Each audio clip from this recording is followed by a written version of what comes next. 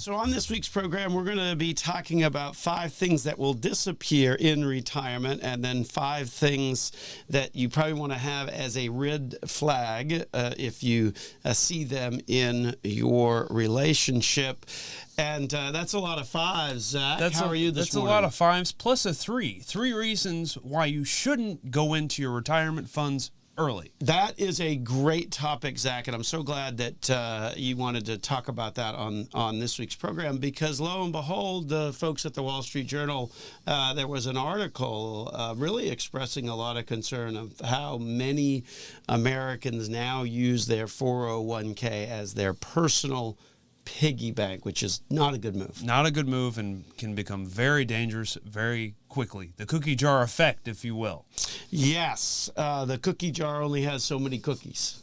Indeed, it does. That Wall Street Journal, by the way, estimated that there was a 35% increase in just the past year of 401k participants who took early withdrawal. So welcome on into Dollars and Cents, where we help you make sense out of all of life's decisions involving your dollars. We're one of Central Florida's longest running radio programs, coming to you on a host of networks throughout the Central Florida region. Also a top 25 financial planning podcast on the big wide world web. Go to our website at nelsonfinancialplanning.com to find out how you can subscribe to any of our channels, whether they be podcast or YouTube. My name is Joel Garris. Joining me on this week's edition of Dollars and Cents is Zach Keister. Welcome back into the program. Very happy to be here, as always. Good to have you again on the program. As our regular listing audience knows, Zach is one of our certified financial fiduciaries on the team at Nelson Financial Planning, where we've got not just Zach and myself, but a host of other people that host from time to time as well here on the program, all of which stand ready, willing, and more than capable to help you improve your life with a successful and cost-effective financial plan. So before we get to all of that, Zach, we gotta kind of talk about the week that was and really talk a little bit about the headlines. A little bit about the headlines. Yeah, definitely plenty of headlines floating around out there right now. Yes, floating would be a kind word for some of these headlines. And of course, that is one of the many purposes of this weekly program, is to give perspective on that.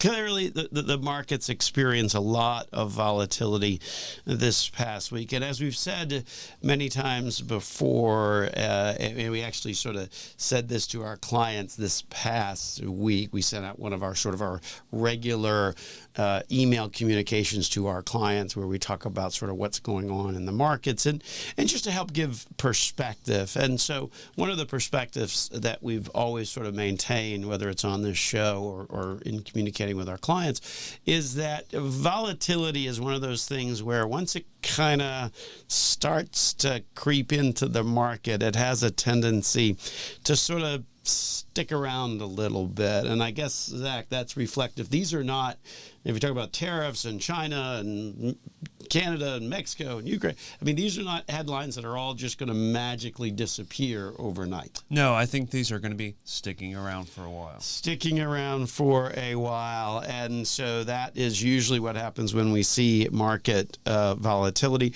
And I guess, Zach, and you've heard me talk about this at the office here over the course of the past few weeks, one of my main concerns when you get into a situation like this, because when we think about corporate earnings season that just ended, a vast majority of companies beat expectations, whether it was on the earnings side or the sales side. So corporate America is still maintaining some degree of resilience. The market, if you look at where the markets are versus where they were at the start of the year, again, not any dramatic movement, although there's certainly been a number of days where it has certainly felt like that. The concern that I always have during times like this is that sometimes perception can become reality, Zach. Right. What you think becomes what you are. Correct. And unfortunately, what that means is that if folks are nervous about the headlines or the uncertainty or whatever the case may be, they may make a decision that says, well, maybe I won't go out to eat tonight, or maybe I won't go away this weekend, or maybe I won't take that trip this summer. And then, unfortunately, the uncertainty then produces real economic impact if perception becomes reality. Yeah, and it can definitely take over your life. Well, that is true. On a very personal level, indeed, it can certainly take over your life. And if you get sitting there too glued to the television and whatever you're watching for your information sources, then it can be a little bit disturbing. So. I think that's kind of the main concern is, does this perception start to become reality? Obviously, if it does, and you start to see a real economic impact that lasts, for a period of time, then that's going to have a short-term impact in the market. But Zach, when we were talking about the show this past week, you came up with, probably a good suggestion for our listening audience. Yeah. Absolutely. I would say, kind of look at where you are overall, right? This is something we talk about frequently with clients and then also around the office. And it's something we bring up frequently of know what you own. Correct. Know where your portfolio is overall. It's certainly, you don't want to stick your head in the sand and ignore this, right? I mean, you do have to sort of, we're not going to just sit here and just blow it off and it's not that big a deal. The reality is that it could certainly become a bigger deal if perception becomes reality. And so you don't necessarily want to be sticking your head in the sand. You really want to be looking at that overall investment mix that you have in your portfolio. As with any portfolio, you should have some parts that are more conservative, some parts that are more growth oriented, and to make sure that you're striking that proper balance in that portfolio. We always, Zach, like to relate it back to how much income are you getting, right? So if you're getting the normal level of income off of a portfolio, say that's 4 or 5%, and you multiply that by 4 or 5 years, well, then you probably want to make sure that you've got maybe 20, 25%, maybe 30% on the conservative side of things to cover that income that you're going to need, particularly if you find yourself in retirement. Right. So that couple of years of income definitely can bring down the anxiety if you will, of reading these headlines and watching the news. When you can sit back and think, well, I've got a portion of my portfolio covered on the more conservative side. So while I'm still paying attention to this, maybe it's not so drastic to me. No, and I think that's the important perspective. I mean, I say to folks all the time, well, you're not going to spend your entire portfolio. Your investments that you've accumulated for the most part over decades, you're not going to spend those all at one shot. So make sure you got a few years covered with the right portfolio allocation, and then think about longevity, think about life expectancy, think about inflation, think about taxes. You still have to maintain that growth component. I think far too often people think about investment allocations as a red light, green light. Oh, I get to a certain age and I have to shift it to make it look totally different. Or I get to a certain point in life and I have to shift my investment allocation a particular way. And that's just not the right approach when we think about that overall picture. So important to understand and appreciate that overall picture, particularly in today's world. Absolutely. And you are right, Joel. A lot of people think, I'm a certain age or I'm retired, so this needs to go out the window and I need to be ultra conservative all the time without thinking about the piece that still needs to be there for their growth and income throughout those years. No, that's exactly right. That's exactly right. So a busy week indeed. Also, we've got a quick update on the beneficial ownership information reporting thing. This thing seems to be just completely all over the map in terms of where it winds up. But lo and behold, last Sunday of all dates, on a Sunday, the U.S. Treasury basically announced, hey, we're just not even going to bother to enforce this thing. Everything's sort of in suspension. So if you didn't get around to filing as a small business your beneficial ownership information report, I guess you don't have to do it. After all it's that, definitely all over the map. Man, I'll tell you, it just keeping us on our toes. Yeah, that's exactly right. It's justifying our existence in the world as well. Anyway, we're going to take a break and return after these messages.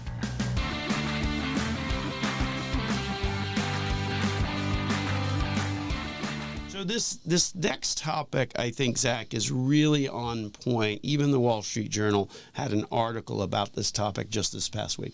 Yes, absolutely does. So this topic is about 3 reasons you should not raid your retirement savings early. So there is a lot of potentials out there, right? There's more than 3, but we're just going to highlight a quick 3 of them.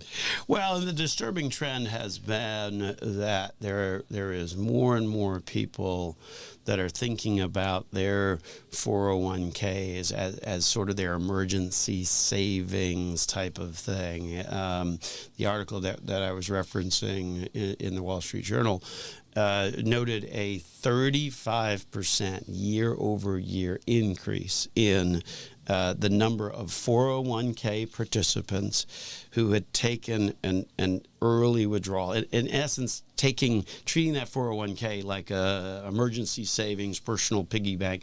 And there's some real issues to all of that, isn't there, Zach? Yeah, there absolutely is. So the first thing we want to talk about in regards to raiding your retirement savings account early is the effect of compound interest, also known as the 8th wonder of the world by Einstein, as he coined it, if you will.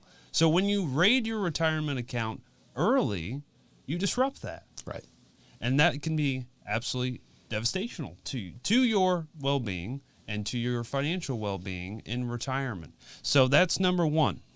Number 2 is the taxes. Yeah. Right? So if you raid your retirement account early, not only are you paying your taxes, you have the potential, depending upon your age, to pay a 10% penalty. So that's a double whammy, if you will. Not only do you owe taxes, but you've paid a 10% penalty because you've drawn it early.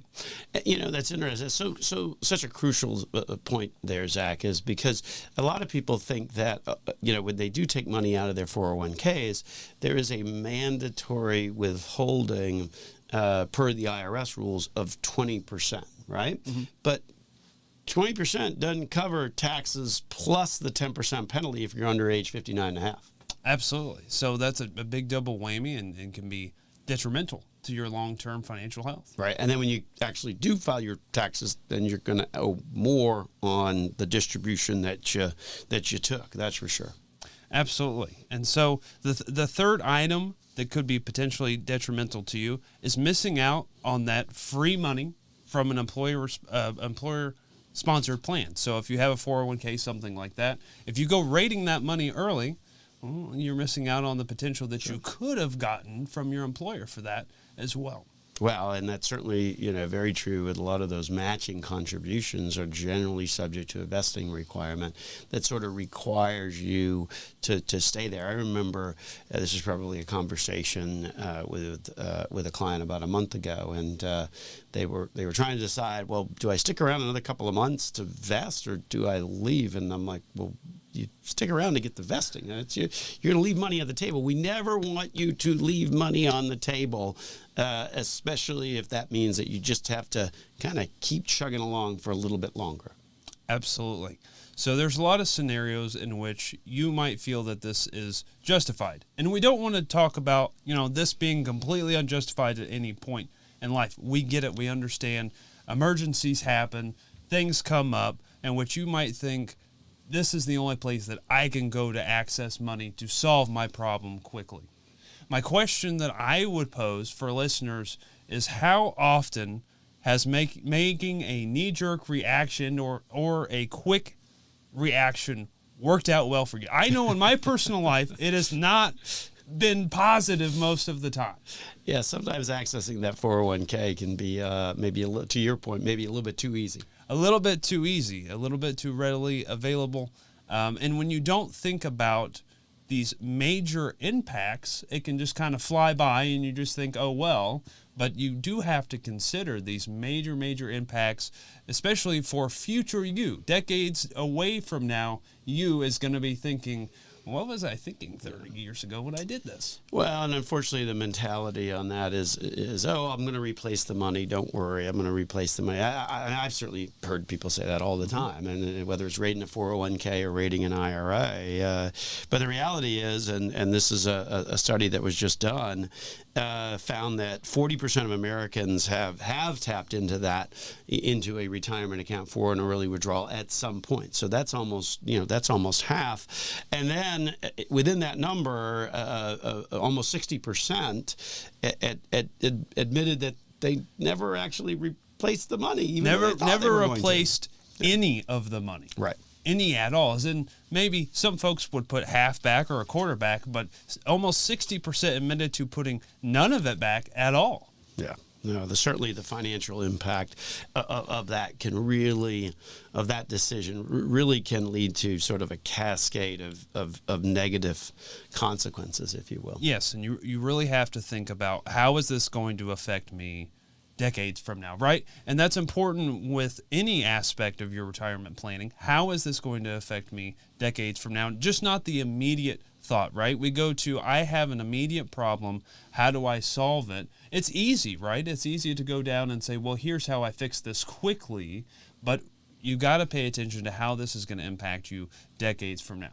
Yeah, no, that's exactly right. And far too often, and to your point, Jack, people do find themselves in tough situations all the time, and that's understandable. But there's some things that we really want to highlight in this segment, some strategies, if you will, to try and avoid this as best as possible. And again, sometimes it's not avoidable. Maybe it's a health issue. Maybe it's a job loss. I mean, maybe it's a hurricane or a flood. Okay, particularly here in Florida. But there's some things that you can do, which really kind of gets us to some of the key points that we want to talk about. Some things that you can do to try and avoid this. Yes, and I would say the emergency fund, if you will, which we talk about frequently, and we do talk about is a function of your budgeting, right? You should have a well-funded emergency fund. I like to say that having an emergency fund takes the emergency out of the emergency. There you go. It goes from an emergency to an annoyance or an inconvenience, because then that allows you to peel back and think and say, okay, I have this problem, but the emergency is no longer there because you have the money to solve the problem. So then you can really sit and ponder and think about, how am I going to solve this? When you don't have the emergency fund, you're boxed into the corner. You're thinking, how do I solve this immediately and get out of here? And again, I don't know if I've ever made a great decision being boxed into a corner. Right. No, that doesn't work, and unfortunately, that's where people will wind up rating their 401k. So, at the end of the day, I think there's two key pieces to this, and to really, hopefully, as a society, be able to combat this really growing problem that's going to have a major impact on people's retirement. And I guess it starts first with something that we talk about a lot on this program, starting with at least getting some handle on a budget. Some handle on a budget and making the emergency fund a vital part of your budget. Well, and I think we talk about it, and I know in the book, Next Gen Dollars and Cents, our book, we talk about kind of that first step, right? Mm-hmm. That the first thing you want to do to get on the path of better financial shape is to really start with kind of getting that emergency savings account, built up so that you don't have to cascade your problems by taking money out of a retirement account, or worse yet, racking up a credit card. Absolutely. Even the credit card side of things. When you add the emergency fund into the budget, you create yourself some margin. right? And anytime you have margin, you're going to most likely make a much better decision. Yeah. So some real fundamentals there. So fundamental 101 type of stuff. We're going to take a break and continue here on Dollars and Cents with Joel Garris and Zach Keister of Nelson Financial Planning.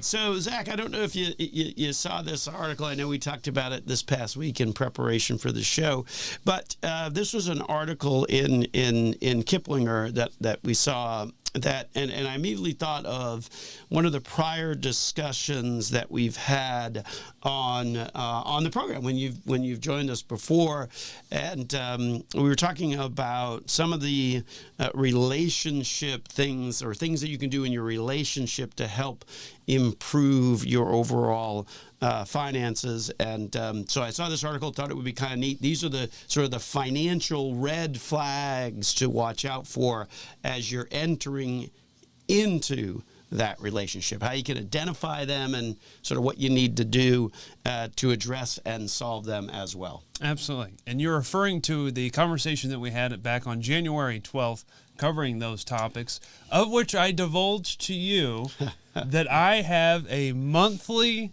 budget date with my spouse where we sit down, we pick a restaurant around town, and we sit down with all my spreadsheets and papers, and we talk about the finances for the month. You're such a romantic devil, Zach. That is just, man, it just warms my heart, if you will. But talk about I kid.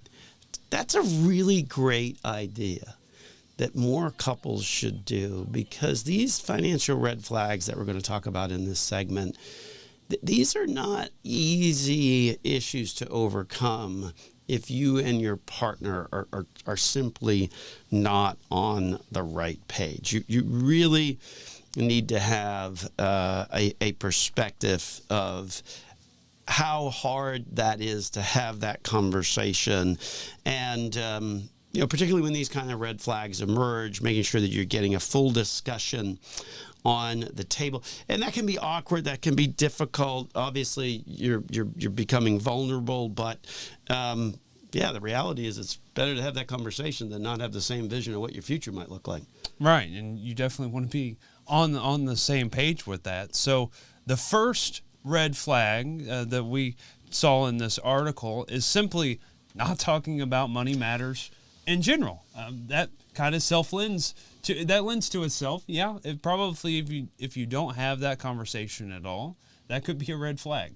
There could be some stuff hidden in there, if you will. Right. I mean, if one person in a partnership is sort of secretive about their spending, that's a problem. Transparency, as with anything, is certainly key to discussing matters of money. And I guess what's interesting, and I think, Zach, you might have found this study, but I'll give the overview to our listeners. So this is a recent study that noted some interesting generational differences in how people view their personal spending. More than half of Gen Z coupled consumers admitted to some spending in secret. So where they had spent some money and did not tell their partner about it. Furthermore, twice as many Gen Z coupled consumers actually have separate accounts compared to their baby boomer counterparts. That's pretty astronomical. That's pretty interesting. That secretive spending, I mean, I don't think I could have that on my conscience. Just me on myself.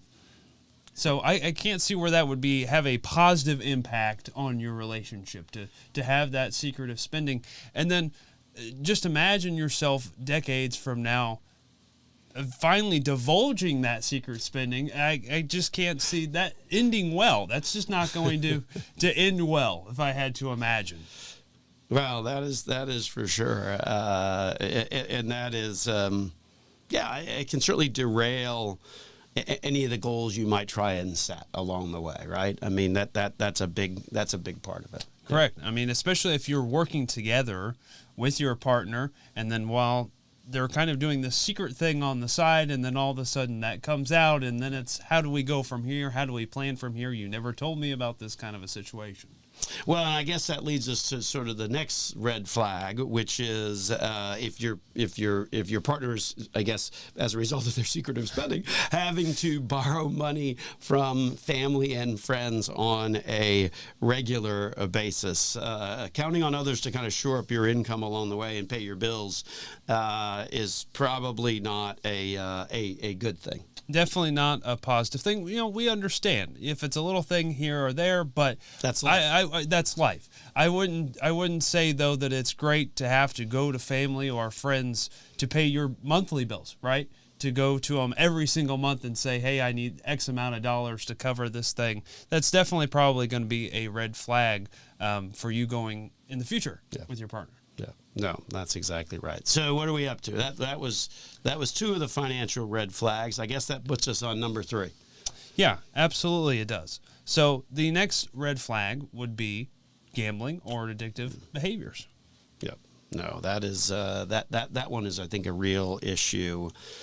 Particularly for young males these days. I will be honest. I have 3 young males, all in their early 20s, and the widespread availability, and you see the ads all the time on television, if anybody still watches television, or on my streaming service, because they stick in those commercials, so I can't get away from that, even on the streaming stuff. But I digress. The ability to place bets and to gamble, especially among young males, is just so significantly on the rise, and those types of behaviors are not good from a financial perspective. That is for sure. Absolutely, not at all. And I could speak from personal experience. I have a lot of friends that play in this realm, and it's right in your face. Yeah. And so if you, particularly with sports, right? Right. If you follow sports, it's everywhere you turn. It's everywhere, as you were saying, everywhere you watch. Even on streaming, they constantly have the ads floating out, and they make it very easy for you to do this, right? Yeah. So they have the apps. You can just get right on the app. You connect it directly to your bank account, and within 5 minutes, you've connected your bank, and you can just transfer back and forth. And it just seems so easy to do. Yeah. Here's the latest stat on that. 70% of 20-year-olds reported gambling in the past year. 20-year-olds. You can't even buy alcohol. But 70% are gambling. And that's not a good thing. That's the kind of behavior that really can impact a relationship pretty dramatically, as with any other addictive habit as well. Right. That's for sure. Not good in any way, shape, or form. So I guess that gets us up to what's the next one here on our list? Next one on the list is the comparison trap, right? I mean, that's where you can always kind of get into trouble as well, especially with social media being what it is. You can kind of see what other people are doing, whether it's real or fake. The perception of wanting to keep up the Joneses is pretty strong out there. Absolutely. And that is not age discriminatory. That has been around for as long as time. It just becomes more prevalent now because it's more in your face, particularly with the younger ages. You get on the Facebook, you get it on Instagram or what have you, and it's just right there. But a lot of people don't realize that most of the time people are putting on there the best part of their week or the best part of their month. Yeah. That's not a daily interaction. A lot of times it is their vacation. So it's not something they do every day, but the picture gets painted that way, if you will. I saw somewhere there was a report where there was a private jet at a local airport that was renting out the ability for people to come on to the plane and take pictures and post to give the perception that they had taken a private plane to wherever it was that they went. Anyway, we're going to continue here on Dollars and Cents with Joel Garris and Zach Keister of Nelson Financial Planning.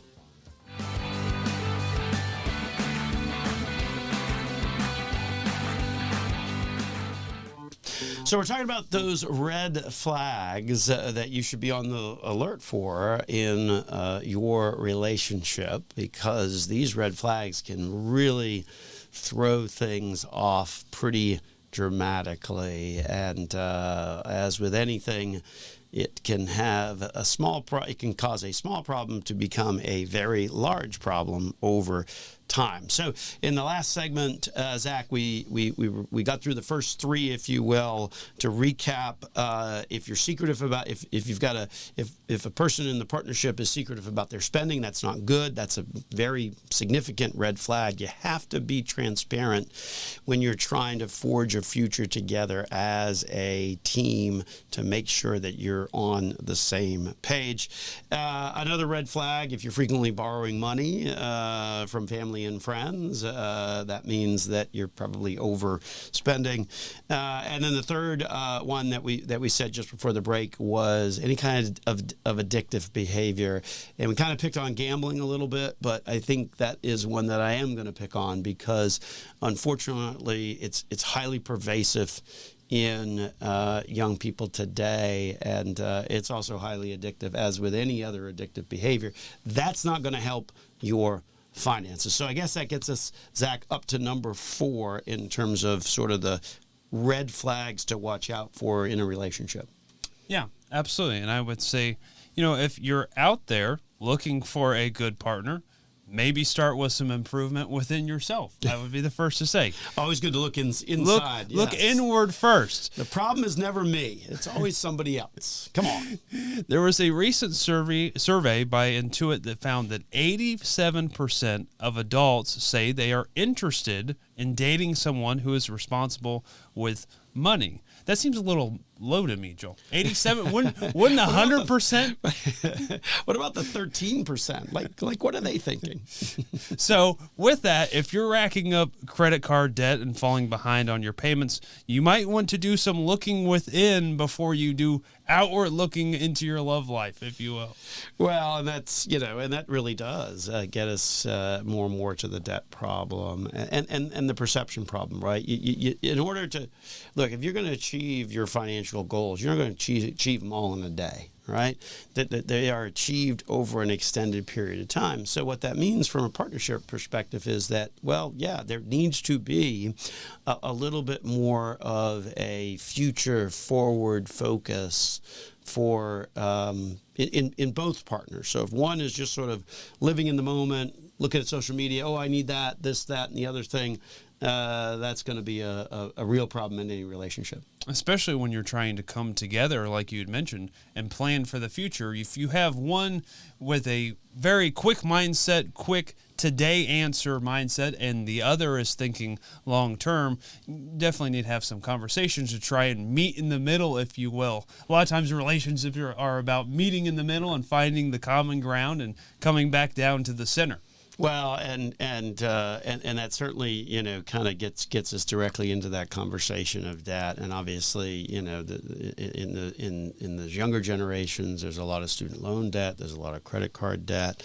And I think there's maybe a misguided tendency, and we've certainly heard people say it in the office, oh, well, that's their debt. Okay, their debt is their debt. But the reality is that it's affecting your cash flow as a couple. I mean, you can't get away from that. Right. If you're in the same household, whether the debt is under their name or your name jointly, if you're living together and paying for expenses together, well, that kind of becomes your debt as well. It becomes a joint thing. So not to say that if you see one of these red flags, okay, run the other way, because that's relatively impractical because you may actually like this person. So what are some key takeaways to really, Zach, to really kind of work through these types of issues in a relationship?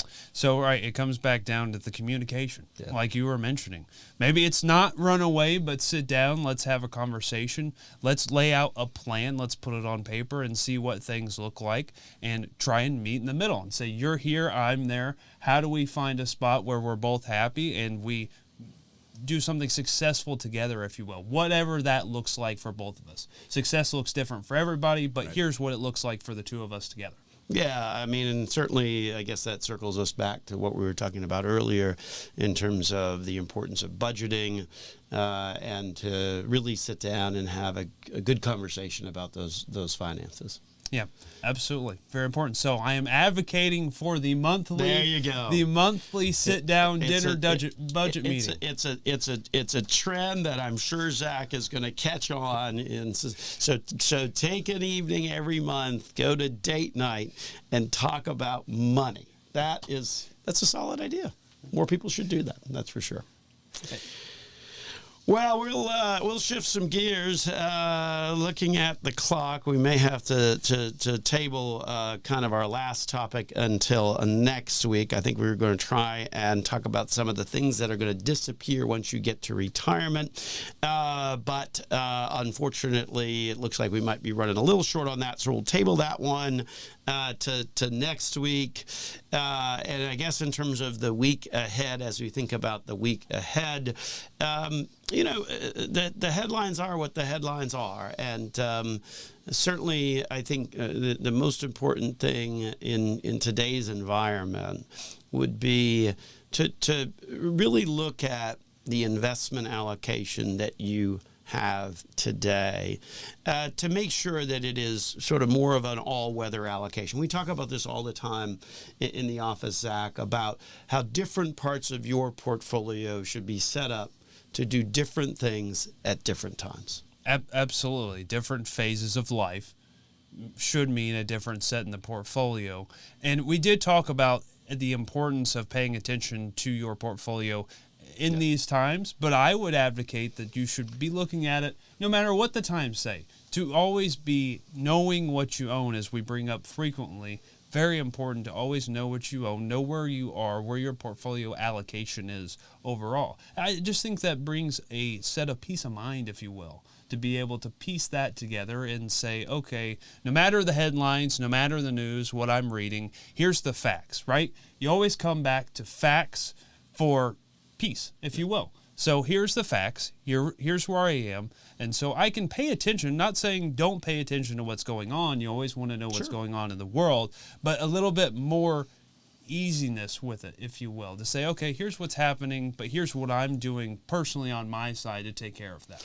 Yeah, I think, Zach, that's a fair comment. I think it in essence, it says you have a plan for it, right? I mean, that's what you have a financial plan for. That's what you have a retirement plan for. I know last week on the program we talked a lot about making sure that you had a tax plan.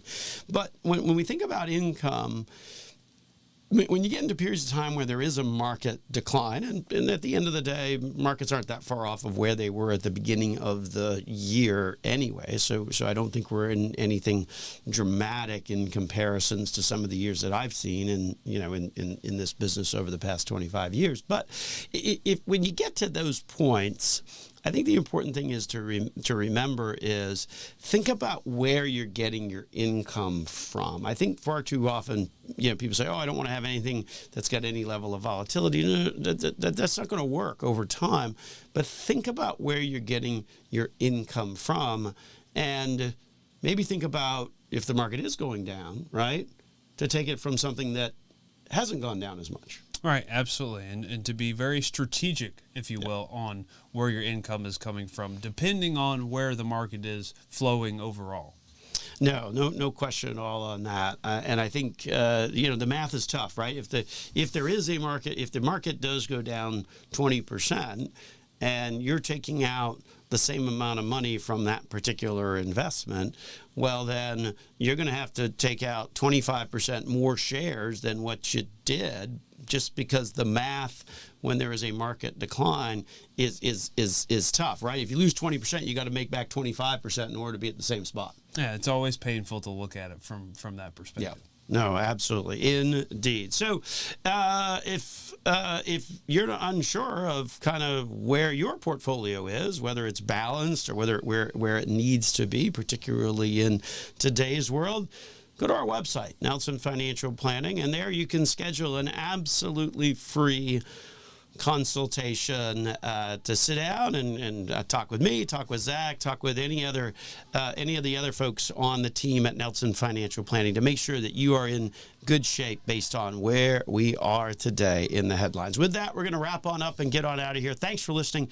to this week's episode of Dollars and Cents with Joel Garris and Zach Keister of Nelson Financial Planning.